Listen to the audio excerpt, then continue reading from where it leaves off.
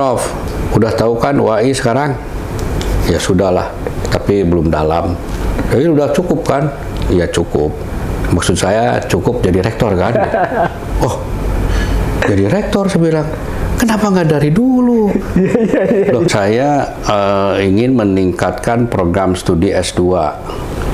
Jadi kalau S2 di sini kan baru satu ya.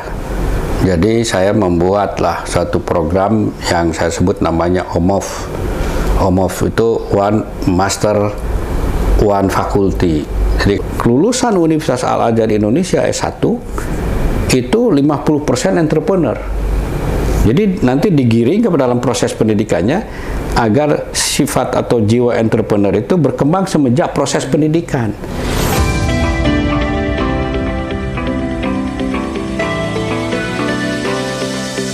Assalamualaikum warahmatullahi wabarakatuh. Ketemu lagi bersama saya, Kang Ujang Komarudin. Nah, saya sedang bersama dengan tadi ya senior saya, mentor saya, ya kakak saya dan guru saya dan orang tua saya lah. Beliau Rektor Universitas Al-Azhar Indonesia. Nah, Kang Asep saya menyebutnya ya. Gimana awal ceritanya Kang bisa jadi rektor di Universitas Al-Azhar Indonesia nih ceritanya? Okay. Saya kan 14 tahun di sini gitu, tahu-tahu Akang loh masuk jadi rektor. Gimana ya, kalau ceritanya agak ini begini ceritanya itu ya. Sebelum saya jadi rektor di UAI ini sebenarnya saya pernah di BPH UAI bersama Pak Zainul Bahanur dan Ibu Tin. Beliau adalah dosen di Trisakti. Pak Zainul Bahanur adalah tokoh Bank Muamalat kan. Saya diminta dari kelompok akademik gitu. Jadi saya sebenarnya ya anggota BPH dulu. Nah begitu lama di anggota BPH nggak lama, kurang lebih saya 2012 awal, kemudian 2013 Juni kan saya sudah ada komitmen sama Prof. Haryono untuk menerima jadi rektor Universitas Trilogi. Itu Juni 2013. 2013 Agustus ada telepon dari Yayasan Pesantren Islam Al-Azhar. Waktu itu yang telepon adalah bendaharanya, Pak Suhaji namanya. Prof, udah tahu kan UAI sekarang? Ya sudahlah, tapi belum dalam. Jadi udah cukup kan? Ya cukup. Maksud saya cukup jadi rektor kan? Oh, jadi rektor saya bilang. Kenapa nggak dari dulu? Loh, memang kenapa? Ini bulan Agustus, saya Juni sudah mengatakan akan menerima menjadi rektor di Universitas Trilogi. Jadi lidah saya udah keluar sama orang tua. Saya tidak mungkin narik lagi. Oh di mana tuh Trilogi? Itu di Kalibata. Itu di Kalibata. Ini di Kebayoran, lebih kota. Saya bukan soal lebih kota, saya bilang. Saya sudah komitmen, jadi nggak mungkin lah. Berapa lama di sana? Ya 4 tahun lah. Kalau masih mau, ya 4 tahun lagi. Yuk telepon saya. Wah itu sebenarnya. Jadi Agustus 2017 telepon lagi. Dulu janjinya 4 tahun kan? Iya, saya bilang siap bos. Bang, setelah itu ada Prof. Jimli kan meyakinkan lagi. Prof. Jimli adalah ketua pembina kan. Kalau saya memanggil Prof. Jimli itu lebih memanggil kayak kita lah. Kang Ujang manggil saya Akang. Saya juga manggil Prof. Jimli Abang. Oh ya. Udah siap loh jadi rektor di Al-Azhar itu. Siap aja bang, saya bilang. Kapan ya bang? Ya terserah, selesai situ pindah yuk. Akhirnya saya dilantik menjadi rektor Universitas Al-Azhar Indonesia itu tanggal 9 Oktober 2017 yang periode pertama. Itu ya Al-Azhar kan nama besar ya. Jadi dengan Trilogi yang tadinya sekolah tinggi tentunya berbeda. Jadi saya naik kelas sebenarnya. Wah, saya rektor Universitas Al-Azhar ya naik kelas gitu. Tapi yang namanya kampus kan sama aja lah. Banyak dengan orang pintar kan. Mau kelas berapapun banyak orang pintar. Artinya memang harus sama-sama lah itu. Tidak semudah membalikan tangan juga gitu. Nah, kan boleh saya lanjutkan ya perbincangan kita. Nah, sudah dilantik tuh tanggal 9 Oktober 2017 sebagai periode pertama nih, saya Kang Asep gitu. Nah, apa yang akan benahi tuh melihat Al-Azhar gitu ya? Saya merasakan lah dulu kan, saya dosen 14 tahun lah, tahu lah ada kekurangan di sana sini gitu kan. Apa yang akan lakukan pembenahan pertama kalinya gitu? Pertama kali saya ingin meningkatkan program studi S2. Jadi kalau S2 di sini kan baru satu ya. Jadi saya membuatlah satu program yang saya sebut namanya OMOF. OMOF itu One Master One Faculty. Jadi kalau di sini ada 6 fakultas, setidaknya ada 6 master program. Jadi OMOF gitu. Pada saat itu saya mengangkat, ayo kita naikkan secara vertikal. Karena Al-Azhar punya nama besar, sehingga kalau nanti ada S2 atau bahkan S3, maka secara vertikal kita tuh naik. Itu yang pertama. Yang kedua adalah program pendidikan yang tidak biasa gitu. Yang mana saya waktu itu merasa perlu juga orang-orang sekolah di UAI ini tidak harus 100% datang ke kampus gitu. Jadi saya punya gagasan membuat program yang namanya blended learning, yaitu campuran antara online sama offline atau daring sama luring. Jadi saat itu saya angkat itu dan saya konsultasi sama teman-teman di LLDikti bagaimana syaratnya. Boleh, itu haknya rektor dan senat. Saya bawa ke rapat senat. Saya bilang ini masa sekarang ini masa digital. Jadi sudah mulai digital kan 2017, 18 awal. Saya bilang udah waktunya kita punya program S1 yang blended selain program OMOF itu. Jadi yang S1-nya yang campuran gitu ya. Senat alhamdulillah memberikan persetujuan ke 3 program studi saat itu, yaitu manajemen, akuntansi, dan ilmu hukum. Jadi 3 program studi itu sejak 2018 punya namanya blended gitu. Dan pada saat ada blended, maka banyaklah orang-orang yang kantoran yang memang tidak punya waktu day to day dari setiap pagi sampai siang atau malam, ya mereka bisa kuliahnya setelah jam kerja atau hanya kuliah di hari Sabtu aja. Dan mereka sudah punya banyak pengalaman, mereka sudah kerja kok. Tapi mereka ingin nambah lagi ilmu. Banyaklah mahasiswa dari blended itu yang memang basisnya adalah karyawan. Dan tidak sedikit itu angkatan pertama itu kalau tidak salah sampai 500-an itu awal-awal itu. Jadi angkatan pertama masuk ke UAI program blended itu sekitar 500, dan pada saat yang sama saya mendongkrak juga jumlah mahasiswa di tingkat S1 reguler itu sekitar 1.200, sehingga pada saat itu masuk ke UAI syarat kumulatif itu 1.600-1.700 tahun 2018 itu. Ya, jadi memang melipat gitu ya. Tapi saya merasa perlu melipat. Mengapa? Karena selain untuk siar juga kan kita ingin mengoptimumkan space juga di sini biar rame kan, biar rame. Tong tisenteng lah gitu. Jadi alhamdulillah itu bergerak dan itu jadi program ya blended sama OMOF ya S2 sama SDM yang saya benahi. Mengapa? Karena untuk program S2 itu kan mesti doktor semua, gurunya, dosennya. Jadi saya harus naikkan SDM dan juga harus naik ke dari lektor ke lektor kepala atau dari asisten ahli ke lektor. Itu yang saya dongkrak juga ya, apa namanya, jenjang akademiknya gitu. Jadi awal-awal tuh saya dongkrak supaya pada mikirlah mulai teman-teman untuk naik jenjang akademiknya. Teman-teman yang lektor jadi lektor kepala lah. Teman-teman lektor kepala jadi profesor lah. Itu mengapa? Karena memang itu universitas. Kita sudah memilih bekerja di universitas, mau tidak mau ikutin jenjangnya. Kan itu. Karena regulasinya demikian, kita mencintai pendidikan, maka harus ada jalurnya. Jalurnya adalah naik jenjang akademik ya, dari hanya dosen biasa jadi lektor kepala dan atau profesor. Itu yang saya yang saya buat di dalam periode pertama gitu. Nah Kang, Al-Azhar kan punya moto lah ya, atau visi misi Enterprising University. Kira-kira bagaimana implementasi kebijakannya di bawah kepemimpinan Akang itu? Ya, pertama ketika saya membaca Enterprising University, pikiran saya adalah ini harus ditangani secara lebih entrepreneurial gitu dan tidak birokratis gitu.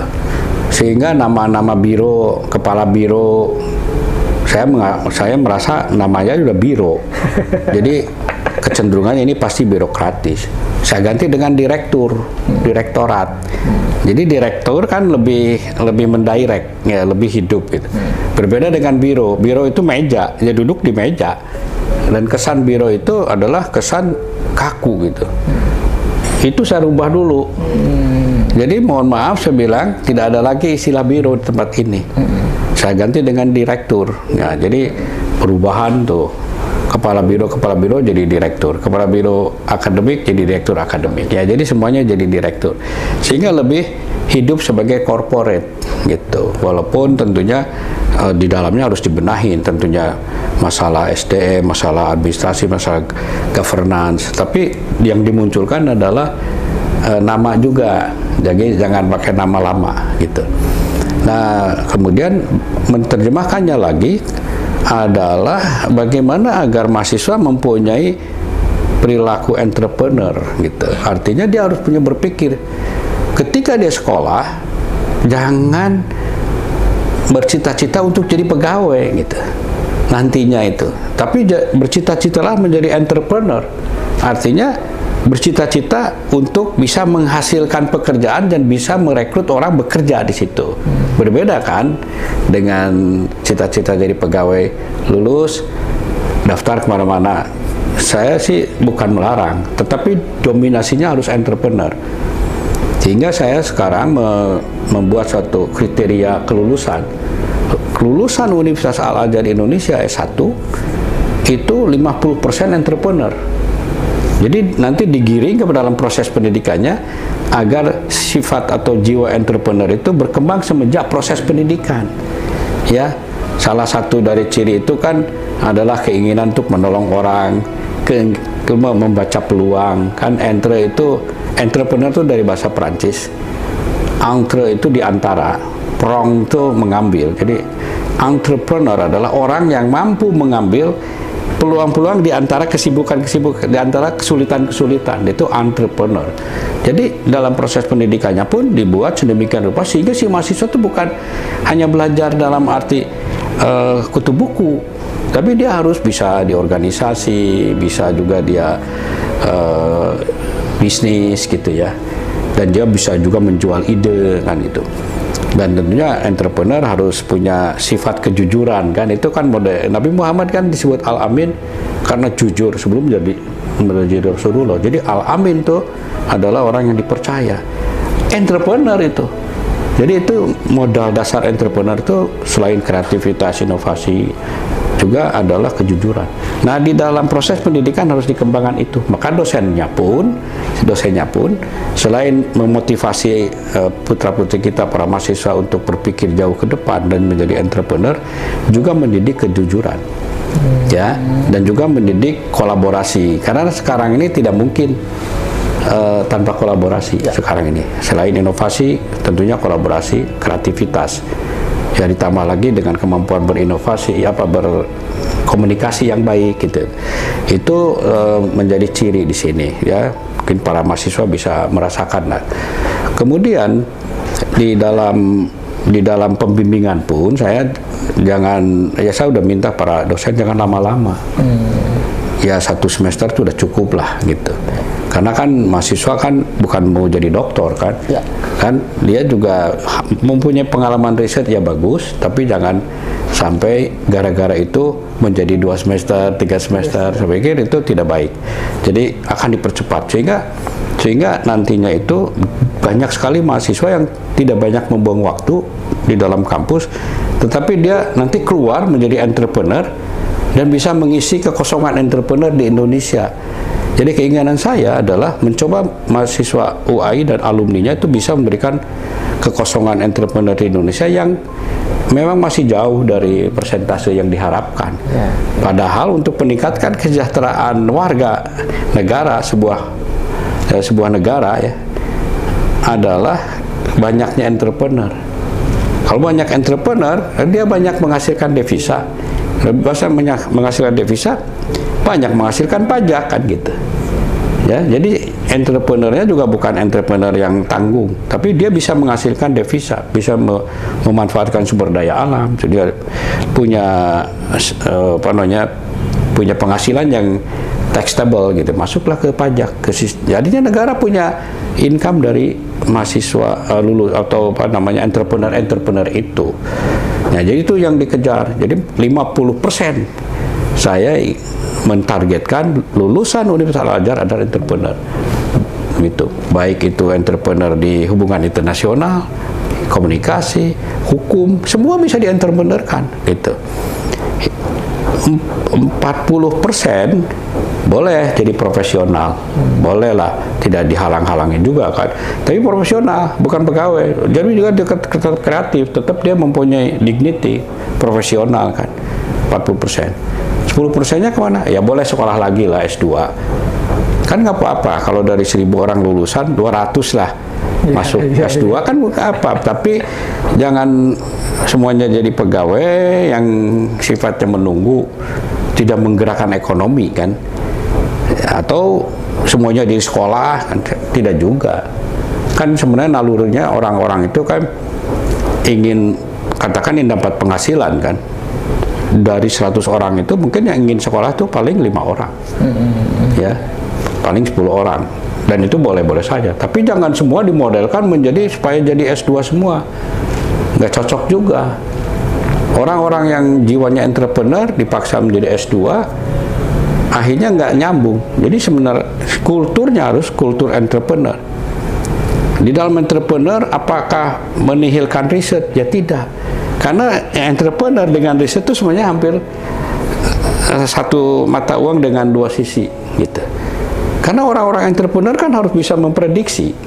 Orang-orang entrepreneur punya sense.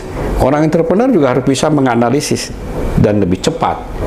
Maka riset culture-nya, budaya risetnya itu harus berkembang di sini. Karena budaya riset itu kan seperti saling menghormati berbeda pendapat kan. Kemudian juga berbicara dia berbasis fakta, ya, jadi data jadi informasi jadi pengetahuan jadi wisdom kan. Nah, itu yang harus dikembangkan. Di sini yang saya sekarang kumpulkan ke teman-teman, arahkan ke situ. Harapannya nanti bisa banyak tuh para entrepreneur yang kekuatan ilmunya dari Al-Azhar. Gitu. Guys, luar biasa ya apa yang disampaikan oleh beliau. Saya sampai terpesona gitu dengan penjelasan beliau itu gitu. Ya dulu maklum lah, saya dulu kan santri, dulu saya bisnis kan. S1 itu punya rental komputer, punya biro penerjemah. Beda kan? Jadi ya lumayan sampai sekarang pun ya PC otak ya entrepreneur gitu. Nah Kang, pertanyaan terakhir di segmen yang kedua nih. Tantangan apa yang terberat ketika Akang memimpin di sini di UAI ini? Apa yang paling berat tantangan? Ya, pertama karena suasana baru dan berbeda dengan trilogi, sedikit berbeda. Kalau mereka kan dari sekolah tinggi. Dari sekolah tinggi kan relatif mudah diarahkan gitu ya. Karena mereka akan pakem pendekatannya kan, sekolah tinggi kan pakemnya begini. Jadi kalau profesor kalau rektor itu tidak punya pakem, pusing. Bahkan saya bikin pakem, ikut saya yuk, ikut. Jadi seperti misalnya, ayo kita bersama-sama mencari mahasiswa. Semua kaprodi siap untuk cari mahasiswa, dan mereka benar bergerak, kaprodi itu mencari mahasiswa. Jadi dari 300 jadi 1000 kan, itu karena kerja mereka juga. Di sini tantangannya lebih banyak perbedaan pendapat yang terlalu di dalam wacana gitu. Jadi kalau saya berwacana boleh, Tapi jangan menghabiskan waktu di wacana, harus ada actionnya. Karena wacana tanpa action itu merugi, banyak membuang waktu. Tapi action dengan wacana boleh, tapi jangan diboboti ke wacananya, actionnya. Tapi perlu pendapat, ya. Nah, saya pikir kita harus merubah. Ayo actionnya apa? Geraknya kemana? Maka di dalam rencana kegiatan anggaran tahunan tahun 2022 ini, saya mempunyai motonya semua program itu harus dikerjakan dengan harus. Harus itu apa? Hanya harmonis, A-nya akuntabel, R-nya responsibel,